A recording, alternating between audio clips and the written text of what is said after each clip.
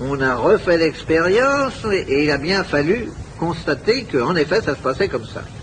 Alors je suis allé à l'Académie des sciences, où j'ai de nombreux amis, et j'ai dit je voudrais que vous me donniez toute la documentation concernant la lumière polarisée. Oh, on m'a apporté un impressionnant paquet de volumes. Et je me suis mis à chercher si quelqu'un avait eu un jour l'idée, tout le monde avait eu l'idée bien entendu, de travailler sur le rayon initial et sur le rayon réfléchi. Oh ça, il y avait une documentation fantastique.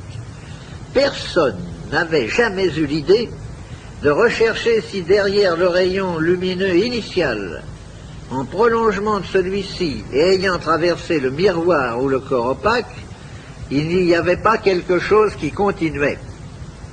Eh bien, il y a quelque chose qui continue.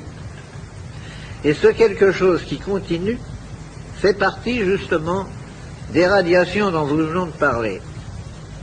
Et c'est probablement, nous en tirons dans ce moment en culture, j'ai une très grande ferme expérimentale, n'est-ce pas? Nous commençons à expliquer beaucoup des légendes dont certaines ont un fond très sérieux de vérité sur l'action de la Lune sur les végétaux. Car la Lune n'est autre chose qu'un miroir, sa lumière est polarisée, et ce n'est pas du tout ce qu'elle reçoit du Soleil qu'elle vous renvoie, c'est tout autre chose.